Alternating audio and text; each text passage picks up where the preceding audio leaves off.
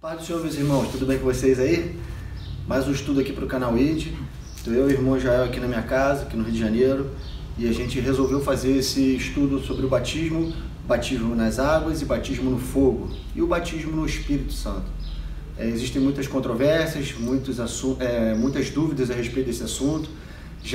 Alguns irmãos já vêm pedindo isso para nós há um tempo atrás. Fiquei sabendo também que o irmão Luiz vai gravar sobre esse assunto mais na frente um pouco, e ele está empenhado em fazer um estudo sobre as duas casas, e a gente resolveu gravar um vídeo bem rápido, bem objetivo, bem didático, para sanar essas dúvidas que os irmãos têm a respeito desse assunto, que é um assunto tão simples, mas não deixa de ser esclarecedor e espiritual. Amém. Certo?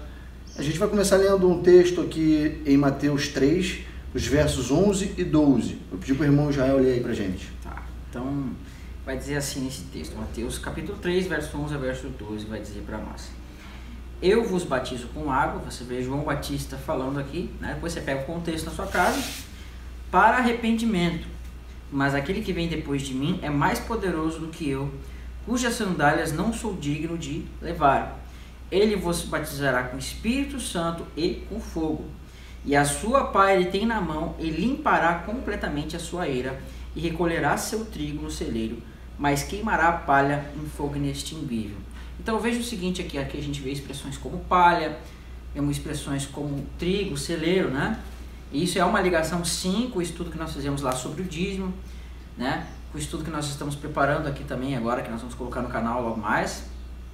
Então você vai ver que você tem que ter essas coisas na mente, tá? Mas o que a gente tem que ver aqui é que é uma confusão em pessoas que falam do batismo com o Espírito, batismo com fogo. Será que são dois batismos diferentes? Será que está falando de coisas diferentes? Será que esse batismo com fogo aqui está falando de condenação? Ou está falando de batismo do Espírito Santo?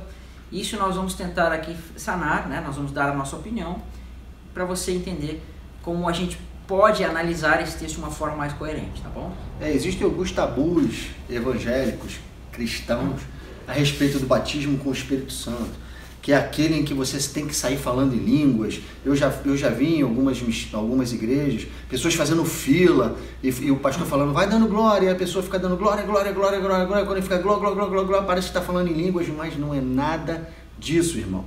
O batismo com o Espírito Santo é um só batismo, é um só Espírito, e Deus agindo através dele em todos. Não tem esse negócio de você ser selado com o Espírito Santo e ir num culto e ter batismo com o Espírito Santo e você entrar numa fila e começar a falar em línguas, porque ali você está sendo batizado no Espírito. Onde está escrito isso na palavra de Deus, irmãos?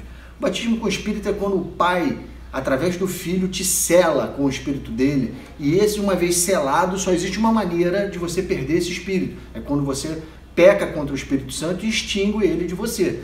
Aí não tem mais jeito, não existem vários batismos com o Espírito Santo, é um só.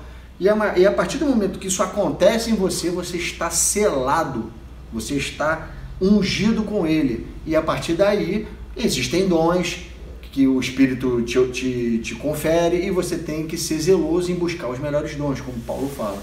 E o batismo com fogo e o batismo nas águas, e a gente vai falar sobre isso também. O batismo com o Espírito é o com fogo é a prova, é quando você é testado, forjado e averiguado por Deus a respeito desta unção que você recebeu em vida. E nas águas, um testemunho ao qual você dá para as pessoas, para os seus parentes, para os seus amigos, que você morreu como velha criatura e nasceu uma nova em Cristo. Perfeito. E você percebe uma coisa, né? É óbvio, nós sabemos que o Espírito ele confere dons para as pessoas, perfeito? Mas, como o irmão falou aqui, algumas pessoas elas dão uma certa preeminência na questão do falar em línguas. Não vamos falar do falar em línguas aqui, tá? Não é o caso aqui. Mas a gente tem que entender que nem todos falam em línguas, nem todos profetizam, né? O Espírito é mas ele vai dar aqui manifestações e dons diferentes para as pessoas. Mas a verdadeira forma de nós vermos que uma pessoa é batizada no Espírito Santo é através do quê? Dos frutos do Espírito. Amém. Então, é os frutos do Espírito que vão dar para você o discernimento de saber se uma pessoa é ou não batizada no Espírito, né? Então, é muito normal nós vermos pessoas que estão lá falando em línguas, dando glória a Deus e dão um salto, uma série de coisas, mas você vê que ela não tem frutos do Espírito. Então, são os frutos do Espírito que vão mostrar para você se a pessoa tem aí a probabilidade de ser de fato uma pessoa nascida de novo, tá? Então olha aqui, ó. Você vê que esse texto que o irmão já leu, que Jesus viria e batizaria no Espírito Santo e com fogo, ele, lógico, olha, se a gente parar para analisar o que está sendo dito aqui, no tempo de João Batista, não se batizava no Espírito, porque essa era uma preparação do caminho para aquele que viria fazer isso. E Jesus realmente vem e com o seu Espírito ele batizava. Óbvio que ele não deu o Espírito naquele momento, ele deu o Espírito mais na frente, no Pentecostes, mas batizou no Espírito. E depois batizaria com fogo. O fogo seria a prova de tudo isso que o Israel falou, do fruto do Espírito. Isso vai ser averiguado no final da carreira cristã de cada um. Aqueles que passarem pela morte vão ser averiguadas as obras dele no dia da ressurreição, e aqueles que estiverem vivos no dia da vinda de Cristo terão vivo comprovado os seus atos de justiça. As suas obras serão averiguadas na volta de Cristo, no fogo. O fogo queima a palha e forja o ouro, que são os santos. Aqui você vê que aqui fala nesse texto, fala do dízimo aqui. Sim. Deixa subentendido que a parte ruim vai ser queimada, mas o fogo ele vai apurar a parte boa, que é o trigo. Perfeito. Tá certo? E isso é que vai ser entregue por Cristo a Deus. Então você vê o seguinte, vou fazer um comentário aqui, irmão. Vai. Eu vou ler essa primeira parte do texto aqui, vou dar uma breve explicação sobre ela, tá? Diz assim, Mateus 3, verso 11 e 12, diz assim: eu vos batizo com água para arrependimento, mas aquele que vem depois de mim é mais poderoso do que eu, cujas sandálias não sou digno de lavar. Então veja, João Batista estava batizando em águas para quê? Para arrependimento. Não é que quando João Batista chegava e molhava a pessoa se arrependia, não. A pessoa ela tinha que ter um interesse no coração de ser batizada nas águas, e quando ela tinha esse interesse no coração, ela tinha vontade de o quê? De mudança de vida. Então João Batista conduzia essas pessoas para as águas e batizava como um testemunho de arrependimento. Mas esse batismo na água, ele não tem o poder de transformar o homem numa nova criatura, vamos dizer assim. Então, ainda que a pessoa tivesse essa manifestação, esse desejo de querer mudança de vida, o que transformaria a pessoa numa nova criatura, no nascer de novo, seria o quê? O batismo no Espírito.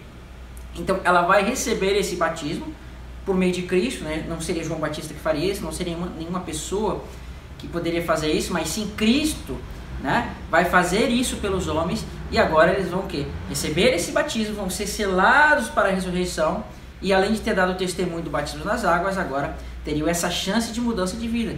Por quê? Para que começassem a dar frutos do Espírito, frutos de santidade. Mas quando ele vai falar aqui sobre batismo com fogo, se ele está ligado com o batismo no Espírito, sim, está. Mas ele está ligado com a purificação. Amém. Percebe? Por quê? Nós vamos entender que diante de Deus nós somos como ouro, né? Nós somos como ouro, nós somos como trigo. Num contexto nós somos tipificados por trigo. Mas num outro contexto, Deus vai nos mostrar que nós somos o quê? Semelhante na visão dele é como um ouro, mas esse ouro ele precisa passar pelo quê? Pelo fogo do ourives. Isso nós vamos entender aqui nos textos que nós vamos citar, tá bom? Olha só, vou ler aqui Malaquias 3, de 1 a 4. Tá. Eis que eu envio o meu mensageiro, que preparará o caminho diante de mim. De repente virá ao seu templo o Senhor, a quem vós buscais, o anjo da aliança, a quem vós desejais. Eis que ele vem, diz o Senhor dos Exércitos. Mas quem poderá suportar o dia da sua vinda? Então pausa aí, irmão.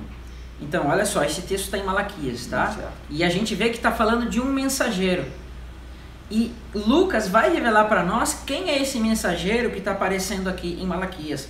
Lê Lucas, o texto de cima ali, Lucas 7, do 27 ao 28. Olha sobre quem Jesus vai estar referindo esse mensageiro. Este é aquele de quem está escrito: eis aí, envio diante da tua face o meu mensageiro, qual preparará o teu caminho diante de ti. Eu vos digo, entre os nascidos de mulher ninguém é maior que João, mas o menor no reino de Deus é maior do que ele. Então olha que legal, ele estava dando testemunho de que aquele mensageiro de Malaquias capítulo 3 é quem? João Batista. João Batista. É claro que você está vendo num primeiro contexto apontando para João Batista, Mas nós vamos ver no vídeo que nós estamos justamente editando ali agora, que esse texto ele também fala para os últimos dias, não necessariamente de João, mas fala sobre que Elias que se manifestaria nos últimos dias. Isso. Mas daí é um outro assunto para a gente ver depois, tá? Então agora, tendo o entendimento que esse texto também falava de João Batista, a gente vai poder continuar o contexto de Malaquias capítulo 3. Aí ele fala assim, mas quem poderá suportar o dia da sua vinda? E quem poderá subsistir quando ele aparecer? Porque ele é como o fogo do ourives e como a potassa dos lavandeiros. Assentar-se-á como derretedor e purificador de prata, e purificará os filhos de Levi e os refinará como ouro e como prata. Eles trarão ao Senhor justas ofertas. Então a oferta de Judá e de Jerusalém será agradável ao Senhor, como nos dias antigos, como nos primeiros anos. Você vê o dízimo aqui sendo dado, né, irmão? Mas antes do dízimo ser dado, ele é apurado no fogo. O ourives purifica o ouro. Você se lembra do estudo que a gente fez? A gente está editando. Já jogou numa live no canal. Live sobre o dízimo, né? Os despojos de Abraão, que ele deu a Melquisedeque. O Melquisedeque era o sumo sacerdote, que levaria para a edificação da casa do Senhor aquele ouro. Só que antes de levar para a edificação da casa do Senhor, o que ele fazia com o ouro? Ele santificava aquele ouro, ele consagrava a Deus aquele ouro. E isso aqui vai acontecer com a purificação. Nós seremos purificados como ouro, e aí sim entregados a Deus como primícias para Ele. Por isso o batismo no fogo. Posso fazer um comentáriozinho aqui? Diz assim, você vê que, lembra que a gente está falando sobre João Batista? E no contexto de João Batista, Cristo começa a falar que João Batista é o mensageiro que prepararia o caminho. E quando você olha para Malaquias 3, olha só da onde João Batista estava falando sobre o batismo com fogo. Porque esse mensageiro vai dizer assim, eis que envio o meu mensageiro, que preparará o caminho diante de mim. Né? De repente virá o Senhor ao seu templo. Olha só, de repente virá ao seu templo o Senhor. Você consegue ver aquele momento em que Cristo ele vai no templo da primeira aliança? E naquele momento que ele vai no templo da primeira aliança, o que a gente faz? O que a gente vê? A gente vê ele expulsando aqueles cambitas. Então, do mesmo modo como o Senhor foi àquele templo no contexto literal, isso tornaria acontecer no futuro. Mas não no contexto literal, mas no contexto de realidade, onde esse templo seria o quê? A casa de Cristo, a casa de Deus, no Espírito, que é o nosso corpo. E aí vai dizer assim, né? Virá ao seu templo o Senhor, que em vós buscais, o anjo da aliança que em vós desejais. Eis que ele vem, olha só, Jesus vem, né? Diz o Senhor dos exércitos. Mas quem poderá suportar o dia da sua vinda? Então, esse dia da sua vinda já não está falando da primeira vinda, porque os homens suportaram esse dia. Mas esse dia da vinda que está em Malaquias 3 está falando do quê? Da vinda futura, quando Cristo virá em glória. E o que vai acontecer com os santos nesse dia? E quem poderá suportar quando ele aparecer? Porque ele será como fogo. Olha só o batismo com fogo aparecendo aqui. Como fogo do ourives, como a potassa dos lavandeiros. Assentar-se-á como derretedor e purificador de prata, purificará os filhos de Levi e refinará como ouro e como prata. Então trarão ao Senhor justas ofertas. Então você vai estar passando pelo fogo, né? Você vai estar sendo tirado a impureza que tem em você, que é o que? A carne, e você vai ser o que? Limpo do seu pecado, limpo das suas impurezas da sua carne, e aí você vai se tornar, como fala a palavra, né? Um corpo glorioso. Isso aí, isso é o dia da expiação, né, irmãos? É quando estamos livres definitivamente do pecado. Perfeito. Então olha aqui, ó, Malaquias 3, 17 e 18 diz assim. Agora fala dos ímpios, né? No mesmo dia. Eles serão para mim particular tesouro, nós, a igreja. Particular tesouro tipificando ouro e prata. No contexto acima estava se referindo a ouro e prata. Naquele dia, na volta do Senhor, prepararei, diz o Senhor dos Exércitos, poupá-los-ei como um homem poupa o seu filho que o serve. Então vereis outra vez a diferença entre o justo e o perverso, entre o que serve a Deus e o que não o serve. Pois eis que vem o dia e arde como fornalha. Olha o fogo aí. Ligação com o que a gente viu lá do batismo. Todos os soberbos e todos os que cometem perversidade serão como palha, os ímpios. O dia que vem os abrasará, diz o Senhor dos Exércitos. De sorte quem não lhes deixará nem raiz, nem ramo. Você tem que entender que o batismo no fogo, irmãos, para nós, igreja, é a apuração das nossas obras de santidade, de fé. Obras de fé são apuradas pelo ouro e isso nos imputa justiça, e santidade e justificação. Para os ímpios é condenação. Esse fogo vai queimá-los como palha, porque eles não têm obra de fé. Não são justificados diante de Deus pelas suas obras. Então elas são queimadas como fogo. Se você entende que batismo é o mesmo que imersão, é o mesmo que colocar dentro, é o mesmo que submergir, você vai entender o que está acontecendo. Quando somos submersos no fogo, ouro é apurado e palha é queimada. Então você vê que Deus, quando ele olha para o mundo, vamos colocar esse exemplo assim, quando Deus olha para os ímpios, ele vê palha, né? A visão que Deus tem, essa tipologia, ele está olhando para os ímpios e está enxergando eles como palha. Mas nós, os santos, a igreja de Deus, ele olha como o quê? Como material precioso, como metais preciosos. Então o mesmo fogo que vem, ele vai purificar o ouro e a prata, mas ao mesmo tempo vai queimar a palha. Porque palha é uma coisa que não tem valor, né? Ninguém usa palha para nada, né? Você vai queimar a palha, serve para fazer fogo. Então isso é o que? É as obras de justiça dos santos. Amém. Os ímpios, eles não têm obras de justiça. As coisas que eles fazem são o quê? Coisas consideradas por Deus como imundícia. E isso vai ser desfeito. As obras dos homens malignos vão ser desfeitas. Mas as obras dos santos, isso são coisas preciosas para Deus. Por isso, ou seja, os santos vão passar pelo fogo para tirar o que resta de impureza no corpo deles. Amém. Isaías 4, os versos 3 e 4 diz assim: Será que os restantes de Sião e os que ficarem em Jerusalém serão chamados santos? Todos os que estão inscritos em Jerusalém para a vida. Quando o Senhor lavar a imundícia das filhas de Sião e limpar Jerusalém da culpa do sangue do meio dela, com o espírito de justiça e com o espírito de ardor. Ardor é queimar, né? Queimar. Espírito de fogo mesmo. E aí que você percebe que o quê? Que esses que estão sendo chamados para Sião, olha que interessante. Será que os restantes de Sião que ficarem em Jerusalém são chamados santos? Todos os que estão inscritos em Jerusalém para onde? Para a vida. Então você vê que está apontando para o livro da vida aqui, escritos em Jerusalém para a vida. E aqui diz que o Senhor vai limpar a imundícia de Sião quando? Através do Espírito de Justiça, que é o Espírito Santo, e ele chama de Espírito de Ardor. Por quê? Porque ele vai passar esse fogo para fazer purificação. Um detalhe que eu não falei, irmão, você vê que primeiro a pessoa está sendo batizada em água, né? E depois ela aparece esse batismo com fogo. Por quê? Porque primeiramente, quando você olha para a lei, irmãos, existe uma coisa tremenda que diz assim, que certas coisas se purificavam por água e certas coisas que não se purificavam pela água, se purificavam pelo fogo. Sim. Então, quando você olhava o tabernáculo que ele ia ser edificado, no primeiro momento, alguns elementos eles eram edificados com madeira. E essa madeira ia ser coberta de ouro, perfeito? Então, olha só que legal essa alegoria. Quando alguém ia edificar alguma parte do tabernáculo, era necessário que a madeira, só que a madeira ela não pode ser purificada por fogo, ela tem que ser purificada por água. Então, aquela madeira ela limpa no meio da água e depois era colocado um ouro sobre ela. E esse ouro tinha que ser o quê? Purificado pelo fogo. Então, quando nós somos batizados em águas, significa justamente essa questão. Naquele momento, você está sendo como essa madeira do tabernáculo que foi limpa na água. Agora, no segundo momento, quando você é glorificado, né, é o fogo que vai purificar esse ouro que vai cobrir esses utensílios de madeira cobertos de ouro. Então, no primeiro momento, água. No segundo momento, vai ser o fogo. Amém? Amém.